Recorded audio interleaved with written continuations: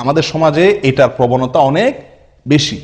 মানুষ পালক পুত্র রাখে, পালক মেয়ে রাখে এবং এদেরকে মোটামুটি নিজের ছেলে হিসেবে সব জায়গায় পরিচয় করায়, আর এরাও ওই লোকের বাবা এবং তার স্ত্রীকে মা ডাকে। আর সমাজের লোকও আমরা সবাই ওই ছেলেকে অমুকের ছেলে বলি আর ওই লোকের অমুকের বাপ বলি, ঠিক না ঠিক? এটি শরীরের দৃষ্টিতে নাজায়েজ একটি কাজ, আমরা অনেকেই জানি না, অনেকেরই এই বিষয়ে হয়তো জানা নাই।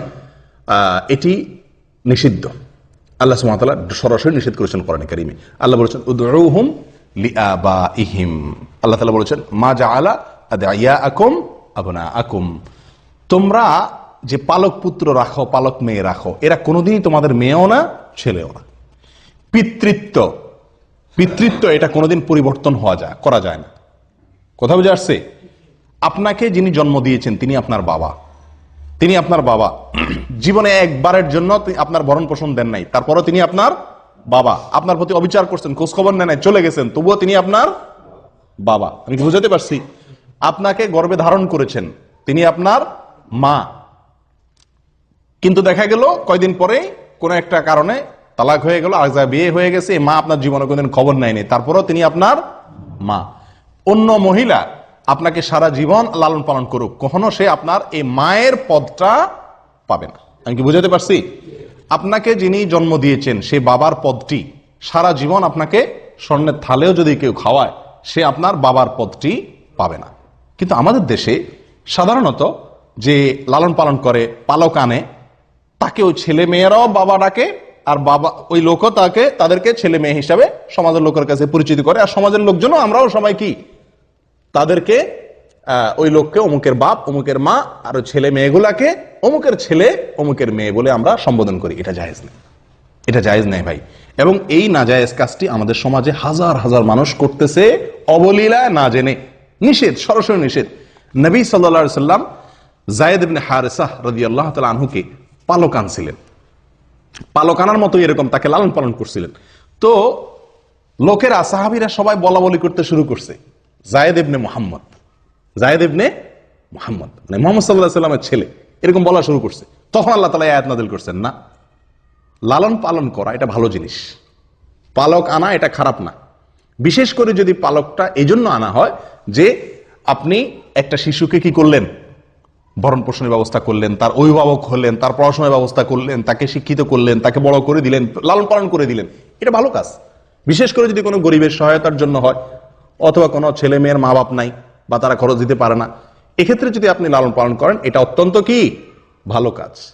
কিন্তু আপনি লালন পালনের বিনিময়ে কখনো তার বাবা হতে পারবেন না, আর ছেলেও আপনার কোনোদিন ছেলে অথবা মেয়ে আপনার কোনোদিন মেয়ে হতে পারবে না। আমি কি কথা বুঝাতে পারছি? এটা সরাসরি নিষেধ করেন না। নবী সাল্লাল্লাহু আলাইহি সাল্লামের বেলায় এই সুযোগ হয় নাই, তাহলে আমাদের বেলায় কি সুযোগ হওয়ার সুযোগ আছে? আর নাই, কারোর জন্য নাই। এখন কথা হলো, আমাদের দেশে যে পালক পুত্র পালক মেয়ে আনে, বেশিরভাগ মানুষ আনে কি জন্য? নিজের হয়তো ছেলে হয় না, মেয়ে হয় না, যার ছেলে হয় না সে একটা ছেলে আনে, যার মেয়ে হয় না সে একটা মেয়ে আনে, যার কিছুই হয় না সে ছেলে মেয়ে একটা কিছু আনে, ঠিক না ভাই? ঠিক। আমরা আনি নিজেদের সুবিধার জন্য, ওই বাচ্চার সুবিধার জন্য আমরা আনি না, ঠিক না ভাই? ঠিক। এখন যদি বাপই না ডাকে, মাই না ডাকে, তো আর লাভ কি? এরকম একটা ভাব থাকে না? জায়েজ নাই। এখন আপনি কি করবেন সেটা আপনার বিষয়। বাপ মা ডাকা কি নাই, জায়েজ নেই। এবং এ নাজায়েজ কাজটি অবলীলায় আমরা হাজার হাজার মানুষ করছি। একটি মাসআলা গেল। এখানে প্রসঙ্গে আরেকটি কথা বলতে চাই, অনেক সময় পয়সার বিনিময়ে আনা হয়। খেয়াল করছেন আপনারা যে গরিব মানুষ তার বাচ্চাটা কিনে নিয়ে আসে, এটা আরেক হারাম কাজ। মানুষ ক্রয় বিক্রয় করার কোনো অধিকার ইসলাম আপনাকে দেয় নাই। যে মা বিক্রি করছে, যে বাপ বিক্রি করছে, তারাও কবিরা গুনাহ করছে, আর আপনি এটা পণ্য নয়, আপনি কিনছেন, আপনিও গুনাহগার। আমি কি বুঝাতে পারছি? হ্যাঁ, সে তার সন্তানটা আপনাকে লালন পালন করার সুযোগ দিছে, আপনার কাছে আছে, সে হিসাবে আপনি তা কি করলেন? খুশি হয়ে তারা কিছু হাদিয়া তোফা দিলেন, সেটা ভিন্ন জিনিস। যে তার মন খারাপ হতে পারে, তার একটু আমি সহযোগিতা করলাম, সেটা ভিন্ন জিনিস। কিন্তু এর চাইতে বড় বিষয় হলো, আপনি যদি 1 কোটি 10 কোটি 20 কোটি 50 কোটি না, সারা পৃথিবীও দিয়ে দেন, কাকে? ওই সন্তানের গর্ভধারিণী মাকে, তার জন্মদানকারী বাবাকে, তবুও আপনি কোনোদিন তার বাবা এবং মা হতে পারবেন না। এই সুযোগ নাই। মনে চাইতেছে বাচ্চা পালন করার, পালন, পালাতে বাধা নেই, কিন্তু বাবা হতে পারবেন না, মাও হতে পারবেন না। দ্বিতীয় কথা হলো, এই যে সন্তানটা, এই সন্তানটা বড় হইলে, ছেলে হইলে, ওই যে মহিলার ঘরে লালন পালন হয়েছে সেই মহিলার সঙ্গে তার পর্দা করা কি ফরজ, কারণ এই সন্তান তার কি না, পেটের সন্তান না।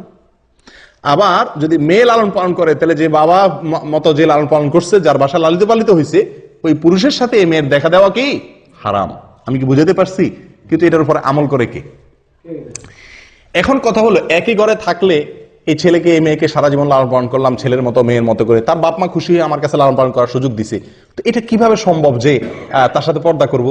আপনি তার সাথে পর্দা না করতে চান, এই ছেলে যখন ছোট ছিল, এই মেয়ে যখন ছোট ছিল, তার উপায় হলো তখনই তাদেরকে আপনার স্ত্রীর দুধ যে কোনো ভাবে চিবিয়ে চাবিয়ে কোন রকম দুধ খাওয়াই দেন, তাহলে আপনার দুধ সন্তান হয়ে গেল, এই ছেলে আপনার কি হয়ে গেল।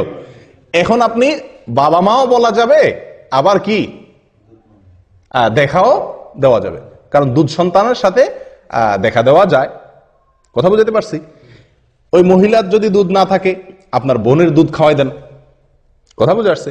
এক কথায়, অথবা মহিলার বোনের দুধ খাওয়াই দেন, তাহলে অন্তত মহিলার সাথে দেখা দেওয়ার সুযোগ হবে।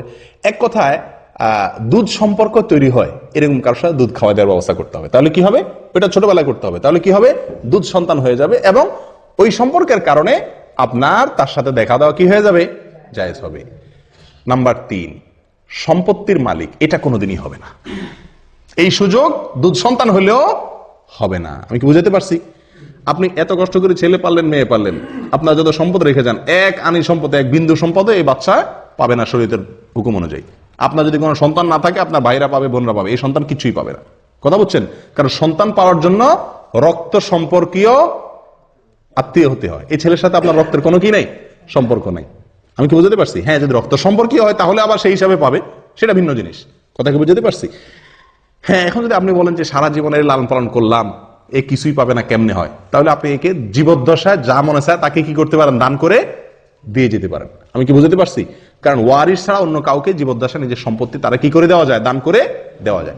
তাহলে 3টা সমস্যার কথা বলছি, 3টা সমস্যার কি আছে, সমাধান আছে। বুঝতে পারছি? কিন্তু এই সমাধানগুলাকে আমরা গ্রহণ না করে সরাসরি আমরা কি করি, ওই পালক পুত্রের ছেলে মেয়ে ডাকি, বাবা মা ডাকি, পালক বাপরে, পালক মারে, এবং তাদের সাথে দেখা দেই, এবং তাদেরকে সম্পত্তির ভাগ দেয় মৃত্যুর পরে। এই সবগুলাই অন্যায় কাজ, গর্হিত কাজ। আল্লাহ আমাদেরকে বুঝার তৌফিক দান করেন।